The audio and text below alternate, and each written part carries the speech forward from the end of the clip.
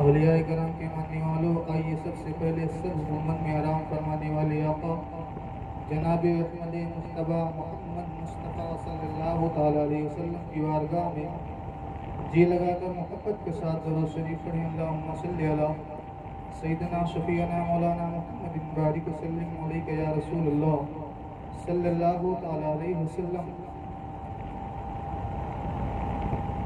تیرا میں ذکر کرتا ہوں تیرا احسان ہے مولا، تیرا میں ذکر کرتا ہوں تیرا احسان ہے مولا، تیرے ہی واسطے جنت کا یہ سامان ہے مولا۔ اور مدینے کی گلی کو چھوڑ دیں جنت کے بدلے میں، مدینے کی گلی کو چھوڑ دیں جنت کے بدلے میں، یہ سودا ہم نہیں کرتے ہمیں نقصان ہے مولا، یہ سودا ہم نہیں کرتے ہمیں نقصان ہے مولا۔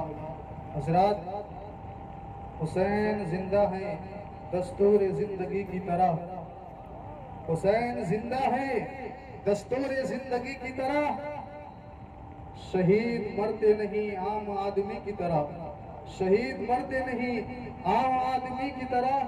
یزید ڈوب گیا شام کے اندھیروں میں، یزید ڈوب گیا شام کے اندھیروں میں، حسین پھیل گیا دنیا میں روشنی کی طرح، حسین پھیل گیا دنیا میں روشنی کی طرح۔ حضرات، ملے گی جنت پیے گا کوثر، ملے گی جنت پیے گا کوثر، قبر میں اس کے ہی چین ہوگا، ملے گی جنت پیے گا کوثر، قبر میں اس کے ہی چین ہوگا، نماز اس کی قبول ہوگی جس کے دل میں حسین ہوگا۔ حضرات گرامی، ممبر شریف پر علماء کرام کا مجمع آپ دیکھ رہے ہیں، سمجھ میں ہی نہیں آتا کہ چھیڑوں داستاں کیسے، سمجھ میں ہی نہیں آتا کہ چھیڑوں داستاں کیسے، ہنساؤں تو بغاوت ہے رلاؤں تو بغاوت ہے۔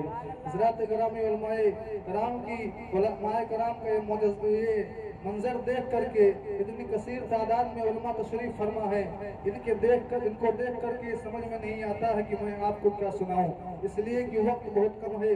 چند منٹ میں آپ حضرات کے سامنے آیا ہوں، اسی کے مطابق کچھ بیان کروں گا، اگر سمجھ میں آئے تو سبحان اللہ ماشاءاللہ کہیے، اور اگر سمجھ میں نہ آئے تو خاموشی کے ساتھ بیٹھے رہیے، میری عادت نہیں ہے بلکہ بار بار آپ سبحان اللہ کہیں۔ حضرات گرامی، میں نے ابھی کی آیت کریمہ کی تلاوت کا شرف حاصل کیا۔ اللہ تبارک و تعالیٰ قرآن مقدس میں ارشاد فرماتا ہے، قُلْ لَا أَسْأَلُكُمْ عَلَيْهِ أَجْرًا إِلَّا الْمَوَدَّةَ فِي الْقُرْبَى۔ حضرات، رب فرماتا ہے کہ اے محبوب آپ فرما دیجئے کہ ہم نے آپ لوگوں تک دین کو پہنچایا اور شریعت، طریقت اور اسلامی قوانین آپ حضرات تک پہنچایا، یعنی اپنی امتیوں کے بارے میں اور امتیوں تک پہنچایا۔ رب فرماتا ہے کہ اے محبوب آپ فرما دیجئے کہ میں اس کے عوض میں، اس کے بدلے میں کچھ نہیں مانگتا ہوں، اگر کچھ مانگتا ہوں تو اہل بیت کی محبت، یعنی تم لوگ اہل بیت سے محبت کرو۔ حضرات گرامی، آپ نے ابھی سنا مولانا کیف رضا علیمی سے کہ میرے حسین جنتی نوجوانوں کے سردار ہیں، آپ نے یہ سنا ہوگا اور سنتے چلے آئے ہیں، لیکن میں آپ کو بتاؤں کہ حسین اعظم سے یزید نے بغاوت کی، اس کے صلے میں یزید کو کیا ملا، اور حسین کو تو جنت کا سردار بنا دیا گیا، لیکن یزید کو کیا ملا۔ میں آپ کو بتاؤں کہ حسین سے محبت کرنے والے جو ہیں وہ لوگ یہاں پر تشریف فرما ہیں، اور حسین سے محبت کرنے والوں کے بارے میں آپ کو بتاؤں کہ جنت جس کے سردار حسنین و کریمین ہیں، یہ جنت کوئی معمولی جنت نہیں ہے۔ میں آپ کو بتاؤں کہ جنت کا ایک دروازہ زمین سے لے کر کے آسمان تک ہے، اور اسی دروازے سے ایک وقت میں، ایک لمحے میں 8-7 لاکھ لوگ حسینی جو ہوتے ہیں، حسین سے محبت کرنے والے 7 لاکھ لوگ ایک دروازے سے جنت میں داخل ہوں گے۔ تو آپ اور جنت میں 8 دروازے ہوتے ہیں، اگر اس اعتبار سے 7 اور 56، یعنی ایک وقت میں، ایک لمحے میں حسین سے محبت کرنے والے 7 लाख के एतबार से 56 लाख लोग हुसैनी जो होते हैं, हुसैन से मोहब्बत करने वाले, उनको अल्लाह तबारक व तआला जन्नत में दाखिल फरमाएगा। हज़रात गिरामी, मैं आपको बताऊं, लेकिन यजीद को क्या मिला?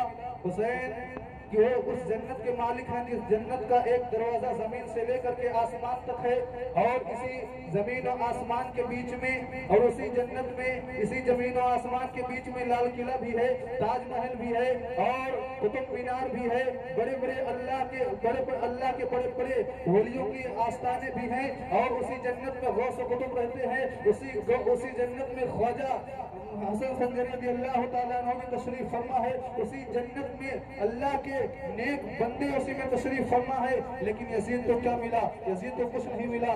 यजीद के बारे में बताया जाता है कि यजीद जुआरी था, यजीद शराबी था, यजीद सौतेली माँ और बहनों के साथ हम बिस्तरी भी करता था, माज़अल्लाह रब्बिल आलमीन। ऐसे बदकिस्मत लोग हैं। कुछ लोग ऐसे भी हैं जो कुछ अकायद के ऐसे भी लोग हैं जो यजीद को हक पर मानते हैं। लेकिन मेरा मानना है कि अगर यजीद हक पर होता तो हुसैन को मैदान करबला में जंग करने की जरूरत न पड़ती, हुसैन को अपने बच्चों को शहीद करना न पड़ता। अगर यजीद हक पर होता तो हुसैन अपने खानदान को नबी नाना के दीन पर कटाना न पड़ता। मैं आपको बताऊं कि हुसैन से मोहब्बत करने से क्या मिलता है। मैं आपको बताता चलूं कि जो हुसैन से मोहब्बत करते हैं उनको क्या मिलता है। मैं आपको बता दूं कि एक मुल्क शाम में एक बादशाह गुजरा है, जानते हो, जब उस बादशाह का इंतकाल हो जाता है, उसका बेटा जब तख्त पर बैठता है तो जानते हो उसके बेटे का नाम था तय्यब नामी बादशाह। जब तख्त पर बैठता है, बैठने के बाद में उसने एक फरमान जारी किया कि अब ये पुराने सिपाहियों को हटा दो और नई फौज तैयार कर लो। मैं देखना चाहता हूँ, अपनी फौज की ताकतों को देखना चाहता हूँ। तय्यब नामी बादशाह ने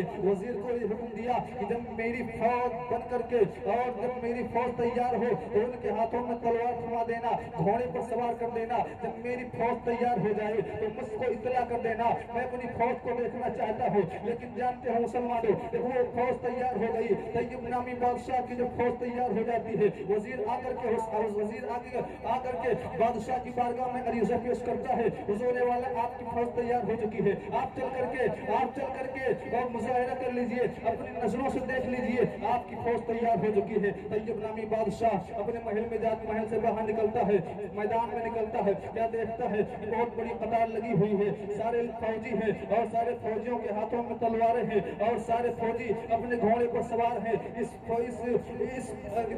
इतने में जानते हो वो बादशाह देखता रह गया। लेकिन जानते हो जमीन पर बैठता है, जमीन पर बैठने के बाद में बेहोश हो जाता है। बेहोश होने के बाद में कुछ देर में होश आता है तो उसके वजीर ने कहा बादशाह आखिर ये बताइए कि आप अपनी फौज को देख करके क्यों डर गए, आप अपनी फौज को देख करके बेहोश क्यों हो गए। तो जानते हो आपको तो फख्र होना चाहिए था कि आपकी फौज तैयार हो चुकी है, नौजवानों की भर्ती हुई है, आपकी फौज तैयार हो चुकी है, लेकिन आप अपनी फौज को देख करके क्यों डर गए। तो जानते हो उस तय्यब नामी बादशाह ने वजीर से कहा था, अरे वजीर सुनो, मैं अपनी फौज को देख कर डरा नहीं हूँ, मैं अपनी फौज को देख करके घबराया नहीं हूँ। जानते हो वजीर ने कहा था बादशाह आखिर मामला क्या है। तो जानते हो बादशाह ने कहा था वजीर सुनो, जब मैं अपनी फौज को देखा, उनके हाथों में नंगी तलवारें देखी, घोड़े पर सवार देखा, तो जानते हो मुझे मैदान करबला का मंजर याद आ गया। ये अली असगर जब शहीद हो चुके थे, उनके हलकों पर तीर लगे थे,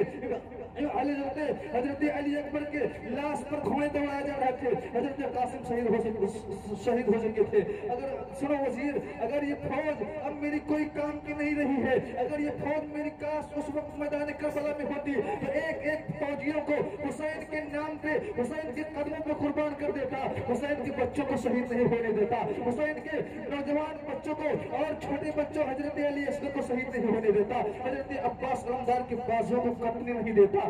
मैं एक फौजी को हुसैन के नाम पे कटवा देता, लेकिन हुसैन के खानदान का एक बच्चा भी शहीद नहीं होने देता। लेकिन जानते हो बादशाह का कुछ दिनों के बाद में इंतकाल हो जाता है।